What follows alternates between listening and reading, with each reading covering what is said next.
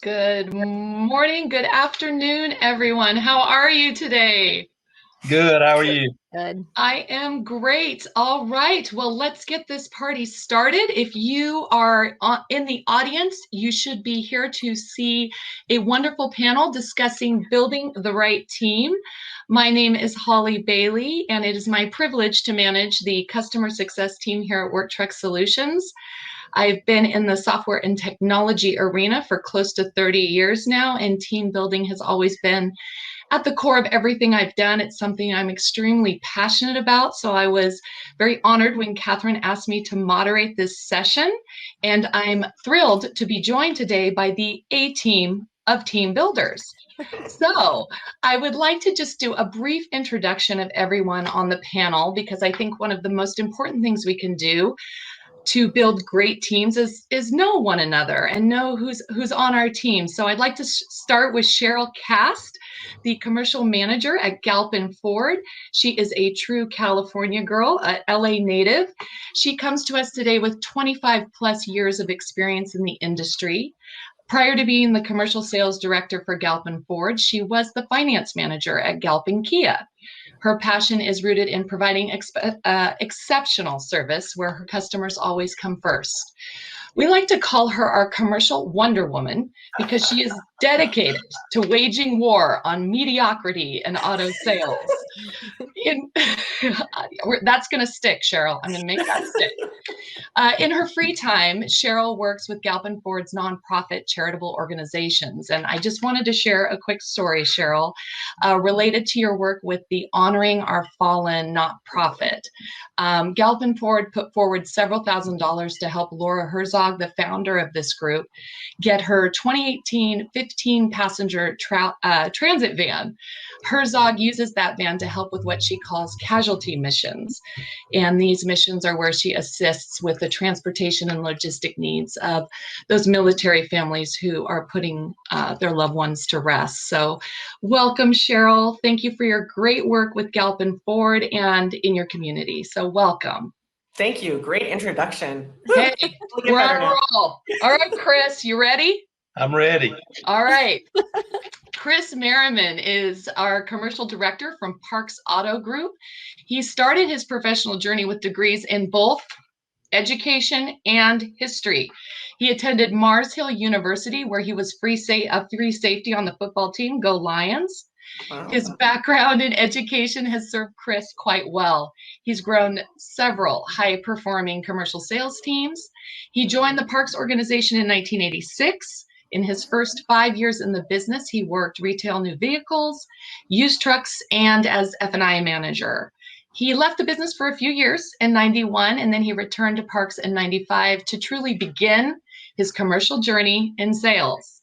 Prior to becoming the commercial sales manager in 2006 for Parks Auto Group, with stores in, I hope I get this right, Kernersville, North Carolina, Greenville, South Carolina, Richmond, Virginia, and Charlotte, North Carolina.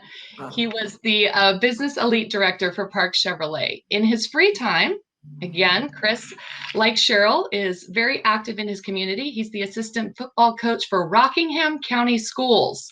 So he's passionate about using some of the same techniques to build great teams on the field, to build them off the field. He lives in North Carolina with his wife of 35 years. He loves Kentucky bourbon and enjoys vacationing on the Carolina coast. Chris, thrilled to have you on the panel today. Good afternoon. And last, did I have all that right? You do. Yes, ma'am. All right, good. All right, last but certainly not least, the lovely Dottie Bowen. She is our senior dealer group specialist here at Work Truck Solutions. She's a Northern California transplant with a background in public relations, journalism, and hospitality. She comes to us today with 5 years of commercial automotive experience and over 15 years of customer service career experience. She started at Work Truck in 2016, and she has climbed the ranks within the customer success team. Her current role as the senior dealer group specialist has her assisting with our highest level dealer groups, dealership reporting needs, and mentoring our own up-and-coming dealer success team. She really specializes in those complex corporate dealer groups, helping them grow to the next level with commercial branding, data, and custom content. In her free time, she's an avid gardener. Dottie, want to sort of Vanna White point to all your plants you have growing there in your office. She's a huge fan of EV, so she's been absolutely absorbing all of these various sessions where this has really been a focus, and eco-friendly lifestyles. So Dottie, thanks for joining us, and a personal thank you to being, such an integral part of nurturing our teams here at Work Truck Solutions. Thank you. All right, so here we go. In the keynote this morning, Alan Higgs spoke about how it's becoming more and more difficult to attract and keep that key talent at the dealership. And this, of course, places huge importance on having the right team at your dealership. So I just kind of want to start. We have a variety of audience members today from various, different companies, dealerships, and so forth. So just very briefly, I'm going to put you on the spot here, Chris. Can you just sort of give us an idea of how commercial sales differ from retail to kind of set the tone for when we talk about building the right team? Yeah. For us, I'm fortunate, blessed. I've got 17 sales staff, 3 managers, an F&I manager, and a admin, and they all do very well. My average tenure is about 11 years. Oh, wow. Across that. So we've been fortunate there, but the biggest difference is we have a lot of support from the top. They understand it. Our owner understands it. He's invested in it. He values the benefit, the commercial department. We define it. Retail is a desired-based type business, and commercial is a need-based type business. That's how we look at it. So we approach it a little bit differently. We have a little bit of different culture in our commercial department. We build our team around, a retail customer will buy every 5 or 6 years. Commercial customer, usually we look at about every other year. We also, we track it a little bit different, but that's the biggest difference for us in commercial is retail customers typically buy within 72 hours of beginning their shopping experience. And our commercial customers, sometimes it takes them up to a year to purchase a vehicle. So that's the biggest difference for us. Okay, wonderful. And wonderful, the longevity, 11 years. That's fantastic. I've got some newbies. I've got a few newbies that are that bring that tenure down. So, we're an aged group. We're a more mature group. Let's put it that way. Finely matured, fine wine. Yes, I like that. Cheryl, how about your thoughts on this? Is there, what sort of sticks out for you as the key difference in terms of, building a team that may have a different focus in commercial than on the retail side? Well, Chris hit the nail on the head about the needs versus the wants. That's a huge difference between the commercial clientele and the retail. And another big difference is that they're buying these vehicles. It's a source of income for them, where the customers coming in, they have a growing family, that sort of thing. But the commercial customer, this is making them money. And Chris is right. A year, some of them can take 3 years, 4 years before they get a vehicle. And so many different trades, and you can take one chassis that can service 15 different applications, where regular retail customer comes in looking at a Fusion, and a Fusion's a Fusion. It's going to do the same thing, getting them from point A to point B. So I would say besides the needs versus the wants, the source of income for the commercial clientele, that's the big difference. Since there is that longer sort of window from the point at which you express interest to you purchase in the commercial world, how do you nurture your team to be patient? Well, Chris is probably better at this. My team is still very new. So I know, Chris, how would you handle this? Oh, we track everything. We track it all. We spreadsheet it all. We have a scoring grid for our guys that they have to have so many touches.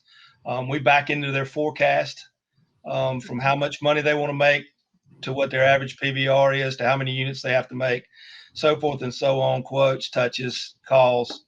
to get in front of those customers or that many customers in order to sell that. For us, having the right team, again, have a little different culture. Our ownership understands. Our retail department, most retail departments, most sales, they track daily, weekly, and monthly. In our commercial department, we track monthly, quarterly, and annually.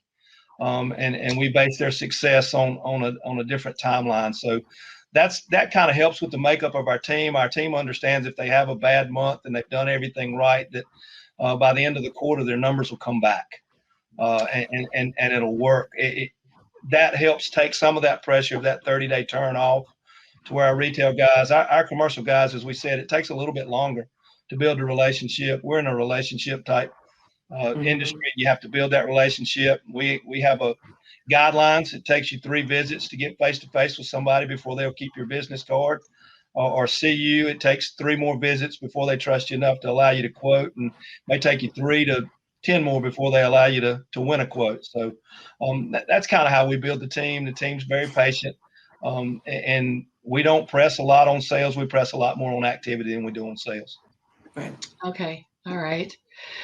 Dottie, thoughts on this? I know you talk to a lot of different dealerships and have heard, some of the things that both Cheryl and Chris have said. Your take and some of the insights that you've gathered just on the differences and how you have to have the right people on the team to make this work.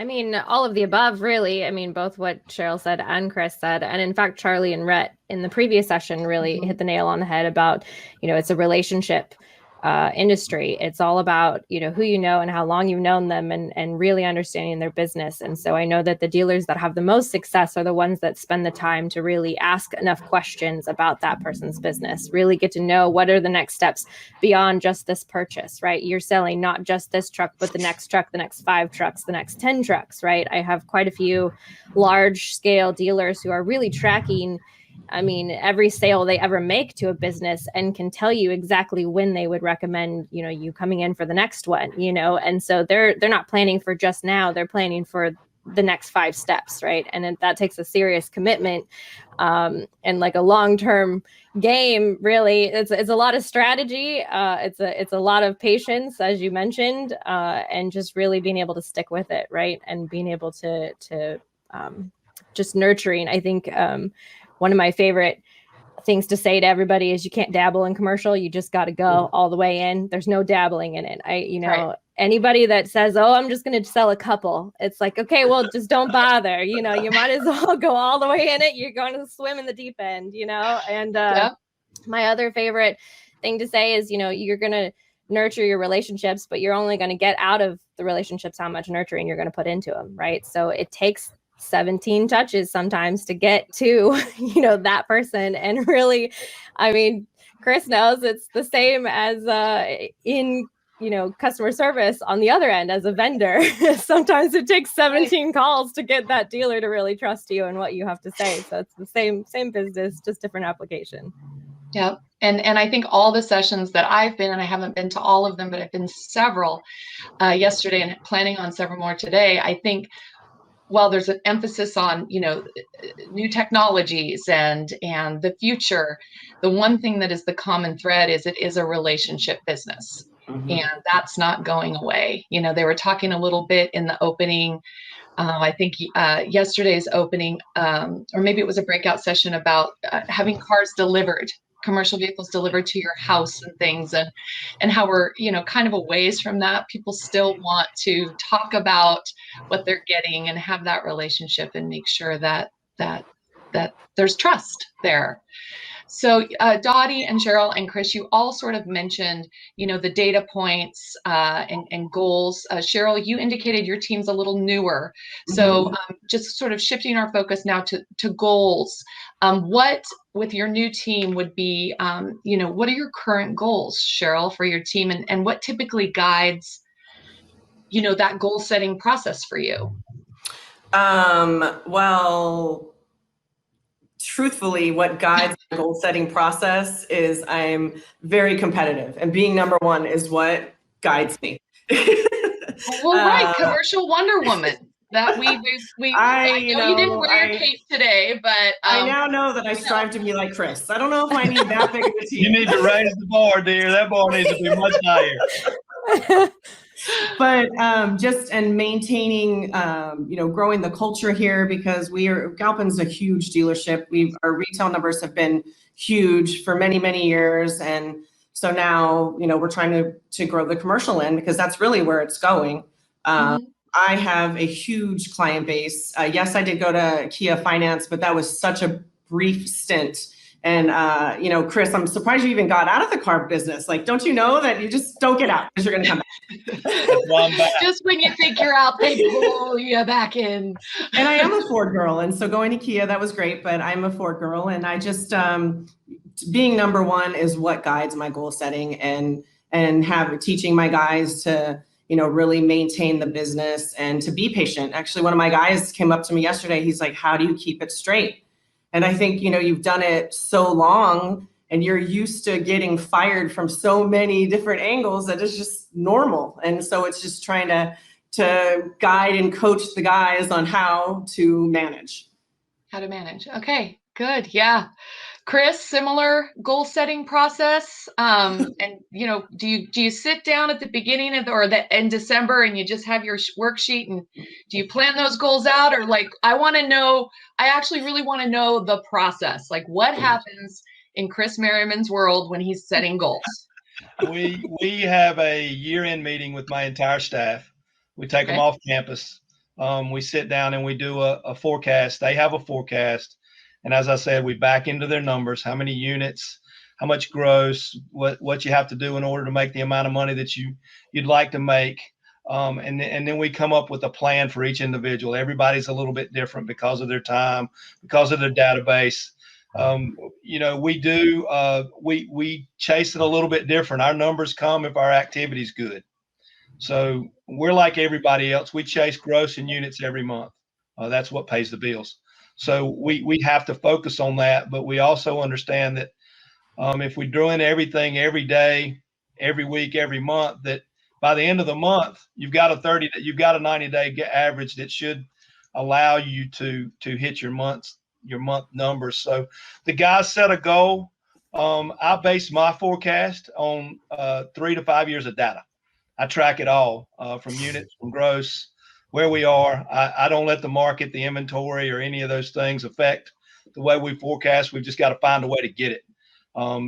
Sometimes you have to do a little more to get the same result. So we push the guys to increase their activities. We are, as I said, we have a little different culture. Our leadership understands that we track things a little bit different. We look at it from a yearly perspective. I invite all our leaders to that meeting. I share all that information with them. If they're not there, I share it with even our rooftops that don't have commercial. So they kind of understand where we are and what we're going, what our vision is. But we've been very fortunate. Those numbers come. We can tell the guy that doesn't do the stuff, he gets real busy for 30 days. So he doesn't do the things he needs to do. So his numbers dip the next month. We call it the commercial roller coaster. You're up a hill and down a hill and up a hill and down a hill. So training those guys up on how to continue to do the things you need to do. And we do that because we have a scoring grid. They have to score so many points every week. I track it, I review it with them, I go over it with my managers, and they have to bring that person up, which allows us an opportunity to coach them up if they're not doing something right. And if you don't have enough touches, and then it's all math. It's all a numbers game. So if they're not doing enough touches, not making enough calls, not seeing enough decision makers, then their numbers are light. So we track it all from stem to stern. We don't try not to leave anything out, and then it gives us good opportunity. We have one-on-ones with our team every month. My managers talk to their team once a month, and I have a conversation with them each month. And I talk to them every day to see where we are, who needs to be coached up, and what we need to do. But our goals are based on 3 years. To make a long story even longer, we base it on a 3-year average, and we base it on. And then if we decide that we didn't do well last year, we have put a percentage on top of it and raise our goal. I think I'm seeing where your history degree is coming into play as well, Chris. So definitely. They call me Dottie, the spreadsheet geek. I spreadsheet everything. the spreadsheet geek. Hey, that's another superhero in the commercial world. Attacking mediocrity and attacking spreadsheets. That is a beautiful thing. I love a good spreadsheet, Chris. Yeah. So Me too. And my guys get really tired of seeing them. Sometimes I throw some color coding in to throw people off so that they, think it's something new and fun. But yeah, I hear You're you. not supposed to do that because every line I color a different color. we have green, yellow, and red if you're hitting, and Oh, heck yeah. blue, Oh no, pink. not the dreaded red cells. That means Yeah. you're not succeeding. Oh, harsh, Chris, harsh. Oh, I love it. Dottie, thoughts on this? I know that a big part of what you do, especially because you do have to really help facilitate whatever you can on the work truck solution side with the inventory management, SEO, social media presence for your dealer groups. Goals. What kinds of things were you hearing coming out of the year that was 2020 into this year? Anything you can add to this? I mean, 2020 was the year that we set goals and didn't make them, but we had to be okay with it. Everybody just kind of, okay, so what are we doing now? And being able to get back up again and say, all right, 2020, we didn't do what we said we were going to do, but 2021, let's try it again, right? So it's being able to get back up, try it again, understand that life has its changes and that you could have the best intentions of goals all day long. And sometimes you're just not going to get there, right? Everyone's human. I try my best to have everybody set the more macro goals, but also more micro goals, right? So sometimes it's not necessarily a numbers game. Sometimes it's a branding thing. Sometimes it's I wanted to have X number of team members that were really mentored this year and came up and felt like they were more seasoned, right? So setting smaller goals can be good because you can accomplish things a little easier rather than looking at such an overwhelming, oh my gosh, I have to sell thousands of units and this much money, right? So I know Chris gets a little stressed out because I know very well we're all involved in the Parks group stress moment where we're looking at all the goals, I'm in those meetings. But just being able to look at the day-to-day, I think mentorship is a really big piece of that. Every team I've ever seen that's really successful takes the seasoned guys and puts them with the new guys and says, you guys have to learn from each other, right? The older guys can definitely learn things from the younger guys and same vice versa, right? It's not all about the seasoned guys just teaching the younger ones. It's sometimes in the reverse. So right. Mentorship's important. Absolutely. So this next question, and I can say this because I am actually a natural redhead. I have dyed my hair blonde. So one of the things that we say a lot is commercial's the redheaded stepchild of the dealership. Oh, wow. So I get to say that because I'm a redhead. And so my question here is how do you align your overall dealership with your vision and mission for the commercial team? I think one of the wonderful things that is happening is the dealership is acknowledging and recognizing commercial. And that is becoming so much more important. And there's more energy being spent to try to understand commercial, to, bring it into the fold. So how do you work? I mean, Chris, I'll start with you because it sounds like you are in a bit of a different scenario than I know a lot of potentially people who are listening in that Dottie and I have had familiarity with, where the dealership as a whole isn't extremely supportive of the vision and mission for the commercial team. So can you speak a little bit to, I guess, how did that evolve, or has that always been the case with Parks Auto Group? And speak to that a bit. Well, it's a struggle. I mean, it's still a struggle. We still have the same heartburn that everybody has, retail versus commercial and making that stuff. But we try not to get tied up with the little things. But what we do have is we have an executive coach that works with our leadership team.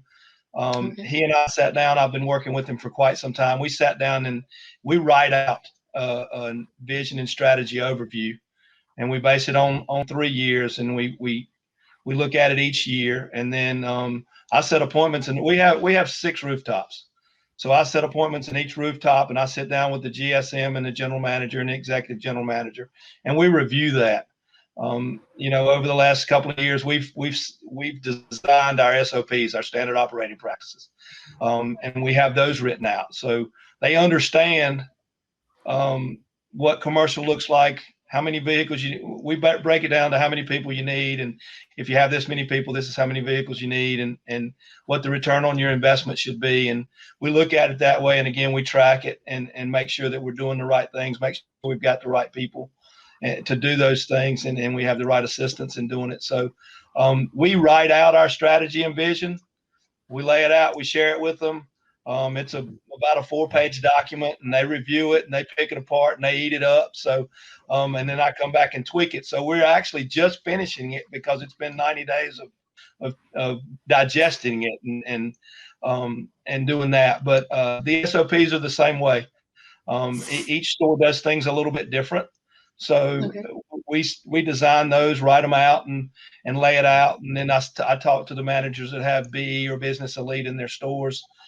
And we may have to tweak something or whatever, but basically that's our footprint for how we're going to do commercial. And then that way, if I have to send a team member, especially this year, we sent team members to all the stores because of COVID. If we had a run in with COVID, but all our processes and all our procedures were exactly the same. So they went into that store. It wasn't a lot of change. A little bit of change retail versus commercial because they might do some things different, but it's pretty uniform for us across the commercial footprint. For us, we do everything the same, try to follow the same practices and procedures. So we have it all written out. That's how we do it, and that's how we share it. And we meet with those guys and discuss with them and train them on it. Part of my responsibility is training the executive team on what we do and how we do it, and make sure they're in line with us. So the 2 things, I'm seeing where football coach comes in. Definitely. You have a playbook, which is, I think there's a incredible power of having things written down and to streamline that. And so everyone understands the vision and mission. And also you mentioned training. So I'm going to circle back to that in just with the next question that I have on hiring. But I think that one of the things that 2020 pushed overall for commercial teams is this concept of training and making sure we kind of all understand how we're supposed to do things. And that training had to be agile. It had to change because things changed. Wonderful. All right, Cheryl, you're up. Vision, mission. How do you align? Well, for a long time, we were the redheaded stepchildren. And I know all about that. And I have been here at the same dealership in commercial since 2005. A couple of manager changes. Wow. Okay. The past couple of years, it had been pretty much just me until last year when I, finally threw my hands up in the air and said, okay, what are we doing here? But the good thing is the powers that be see that it's going towards commercial, that the business is going towards commercial. And so the fight isn't as hard as it was before.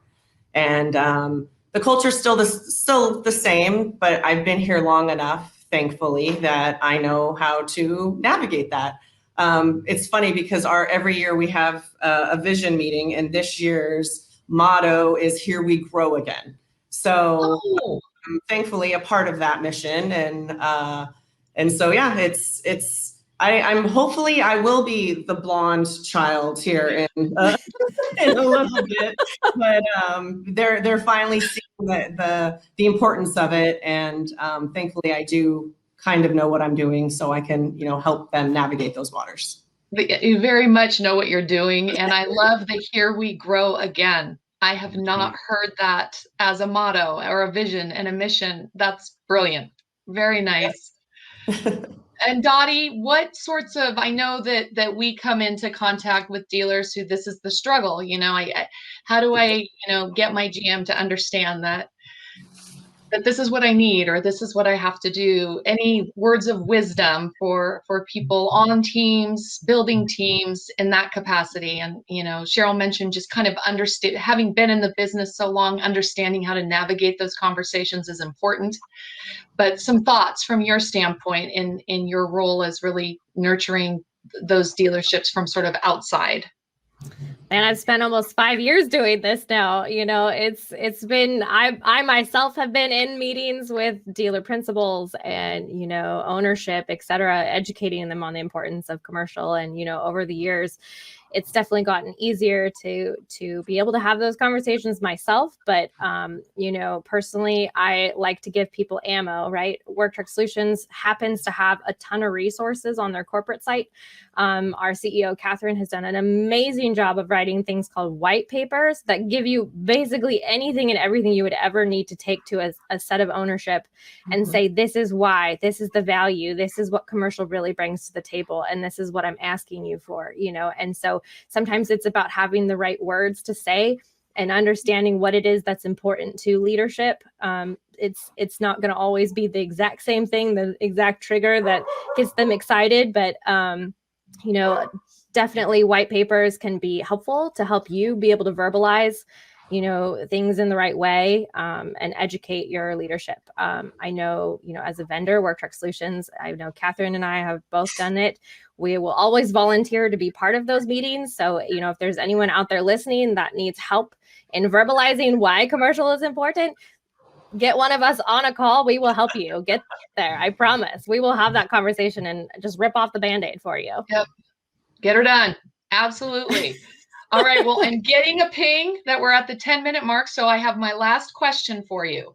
Let's pretend it's an ideal world and we get to put together the perfect commercial salesperson to be part of the perfect commercial team. So Cheryl, I'm going to put you in the hot seat for this last question.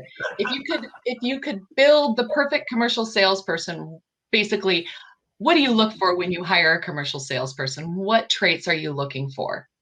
Well, the lucky thing is I kind of had a clean slate, so I got to kind of pick and choose. I do prefer someone who has been in the business for a little bit. And honestly, here at my store, so how the culture here already works. But I like to be diverse in who I pick. Where in their characteristics and their personality too. Like I have one guy that's like squirrel, and that he's going to be able to do whatever you want, and one guy who's calm and collected, and definitely Spanish speaker and different bilingual. Yeah. But the three things really is this person willing to work? Are they trainable? Are they coachable? Anything else, like it's a clean slate. But if you have those three traits, are they willing to work, trainable, coachable? Then they're good for me. All right. Very good. Willing to work, trainable, coachable. Perfect. All right. Chris, to you. I'll probably step on some toes with this one. Step away. And Dottie's heard a lot of this before. I prefer ex-athletes or competitive individuals that have had some type of competition, because it is a competitive world. They have to be coachable. If they're ex-athletes, they can take the heat. They have to have real thick skin if they're going to work for me, because I am a football coach. I'm a wrestling coach, so I'm in your face and talking to you a little bit. When I talk to the younger generation, millennials, everybody talks about the millennials and those guys, but that's what I look for. I look for the class clown, because they're not scared to walk into a room full of strangers and be the center of attention. I don't want the top of the class, but I don't want the bottom of the class either. The top of the class will struggle to train because they know everything, and the bottom of the class can't learn it. So, that's kind of the guidelines we lay out. I have several younger individuals on my team now, and they do very well. But the biggest thing I find is understanding, we have to evolve with them and learn how to coach those guys, because they are a little, I call them tender when it comes to my style. So, but I have a good team, and they're learning and they're thickening up, and they have a good support group with the guys that are callous to it. So that's what I look for. Cheryl and Chris, do you guys, it sounds like you have a good mix of people who work for you. Definitely. Do you have a way where you'll spot a buyer coming in and you'll be like, okay, Bill's going to get that one. And I for Julie's sure gonna get that one. Okay. on me, because I have my own personal client base, I know which one of my guys I want to put with that person. Okay. Definitely. Personality is big on that. Right. Chris, in the same way? I do, especially my customers. We work things a little bit different. We do have a lot of walk-in traffic in one of my rooftops, and the rest of them is they're all out and about. They can only be in the store one day a week, so they have to be on the road, or they have to be doing Zoom calls or Google Meets or that type stuff. So they kind of set it up. We have a set. They manage fleets they can have fleets up to so many vehicles in a fleet. I have a big fleet team that handles nothing but big fleet, municipality type stuff. So we call some of them hybrids. They work retail and commercial. They work the floor. And then we have some that we call my commercial specialists, which are the small fleet and small business guys. And then we have our big fleet guys, which work municipalities and FMCs and that type stuff. So, but my customers, yes, I am very protective of my customers.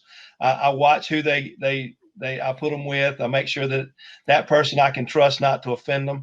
Because if I've ever been offended, I've done it. So I know what they're looking for. So but that's how we do it. Very good. Very good. Dottie, any kind of final words on this? Yeah, I was just thinking, I was like, the 3 words I usually is adaptability, flexibility, and creativity, right? You got to adapt, be able to change with the powers. I mean, Chris, we were talking about last year, whatever comes your way, flexibility to be able to take criticism. That's a big one for me personally. Any team is, if someone's going to correct you, you have to be able to take that in stride and move on and move forward with that. And then creativity, you got to be able to think outside your box, man. Like anything, we get so stuck in our ruts and the way we're doing things, and we have our book of business, and sometimes you just got to get out of that. And how are you going to get past what you're used to doing and do something new? Perfect. Well, Abby, if you can share my slide, I'd kind of like to wrap things up here. I have some resources for folks to refer back to. Chris, thank you for some suggestions on this list. And I also want to give a shout out to Dan Bryan at Reichert Ford. He also is an avid reader. The first one is H3 Leadership. Be humble, stay hungry, and always hustle. So be humble, stay hungry, always hustle, by Brad Lomenick. And then Traction, Get a Grip on Your Business, by Gino Wickman. Above the Line is by Urban Meyer, and there is a link there. Urban partners with a company called Focus 3, and that company was founded by Tim Knight, and there's a lot of great content to be found on there regarding teams, leadership, team building. A lot of the H3 leadership is a football based book. So for anyone out there who is a sports enthusiast, that may be a great one. Extreme Ownership is another one that came up. I have not read that one. That's by Jocko Willink and Leif Babin. I'd read anything by a Jocko and a Leif, so that one sounds good. And last, I put this on here. So this is a book that I love called The 4 Agreements. This book, I think that it's kind of a new agey book a little bit, but the 4 agreements are to be impeccable with your word. Don't take anything personally. Don't make assumptions, and always do your best. And it has been an honor to be on this panel with 3 individuals who follow those 4 agreements, and I've learned a great deal. So I appreciate you all.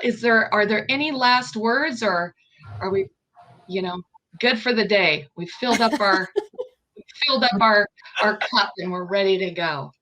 You did a great job, Holly. Thank you. Oh, yes, thank you. Excellent. I love it. I was wondering, are there any questions? If there's any questions from anyone who is, I've only left you a minute here, but if you have a question, you can type that in. All right. No questions, exclamation point. We covered it all. Wonderful job. All right. Well, I hope, lots of comment. Oh, here, we had comments. Great panel. Sweet. Good job. Good job, Holly. Hey, we did it. All right. They've got this whole program of event planning down. They've got the peppy music and everything. All right. Bye-bye, you all. Take care. Thank you so much. Thank you. Bye.